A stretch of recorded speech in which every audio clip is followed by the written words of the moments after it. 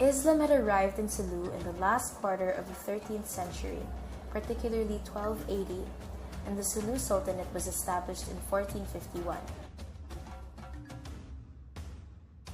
More than a century before the start of the Spanish period in 1565. Hundreds of years passed, and Islam is now the most prominent religion in Mindanao.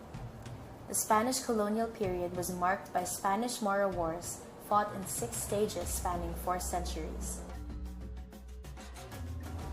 The Spaniards fostered Christianized Indio prejudice against Moros through such cultural institutions as the Moro-Moro Place. The Spaniards colonized the Philippines for 333 years, but never managed to conquer Mindanao. The Spanish reign ended with the Treaty of Paris in 1898, where the United States of America bought the Philippines, hence owning all the Philippine islands, including parts of Mindanao. It was only during the American era, by virtue of the Treaty of Paris and the American War, that the Muslims were forced to be integrated in the Philippines. The Americans also encouraged the development of transcendent ethno-religious identity among Filipino Muslims. This is the basis of the Bangsamoro identity of the Muslim separatists movement, which began in the late 1960s. After the founding of the Republic in 1946, the Philippine government sponsored migration from the poor regions of the north and central parts of the country to the lightly populated southern islands, making Mindanao the primary destinations for Christian migrants, thus making Muslims a minority in their homeland. From 1946 onward, the government provided steadily more opportunities and assistance to settlers from the north. By contrast, government services available to Muslims were not only meager compared to those obtained by immigrant Christians, but were also fewer than they had received under the colonial regime. The new Christian communities became linked to trade centers and to one another by networks of roads, while Muslim communities remained relatively isolated. The late 1960s also saw an unusually antagonistic stance towards Muslims on the part of the new national administration of Ferdinand Marcos.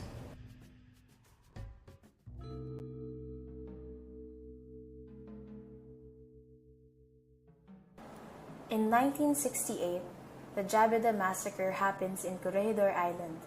The killing of Moro soldiers subsequently caused the creation of the Muslim Independence Movement, a secessionist political organization. The formation of the MIM, injustice towards the Muslims still continued, and the declaration of the martial law intensified the ongoing conflict in Mindanao. The declaration resulted in the formation of the Moro National Liberation Front, which was led by Nur Miswari in order to combat the government. The organization received support from foreign countries such as Libya and Malaysia to aid in the fight against the Philippine government. Then in 1976, the Tripoli Agreement was signed in Tripoli, Libya, where it became one of the alternative courses of action taken by the Philippine government and Moro National Liberation Front. The MNLF was gaining support from other countries, but former President Marcos made a way to stop it, and resulted to the agreement and the signing of the agreement. Merits were the establishment of autonomy in the southern Philippines, and the government was also able to come into an agreement with the MNLF. Having the Philippine government withdrawing its support for the MNLF in the 1970s, a group called the Moro Islamic Liberation Front originated as a splinter group of the MNLF founded by Hashim Salamat, an MNLF co-founder. He began to have ideological and political disagreements with Nur Miswari, his fellow co-founder and MNLF's key leader. By 1991, a group began to emerge in the shadows, which the MNLF and MILF found to be extreme and radical. This group is known as the Abu Sayyaf group, and it has its roots in the centuries of struggle of the Moro people against colonial administrations and forces that have intruded into and have taken over what the Moros consider traditional homeland. There were numerous peace agreements, and talks that have taken place, such as the establishment of the autonomous region of Muslim Mindanao, but none were much successful. Then in 2012, the Bangsamoro Basic Law was created to abolish autonomous region in Muslim Mindanao and to establish a new political entity called the Bangsamoro Autonomous Region. It is a product of peace talks between the government and the Moro Islamic Liberation Front, and ended with the signing of the law last July 26, 2018.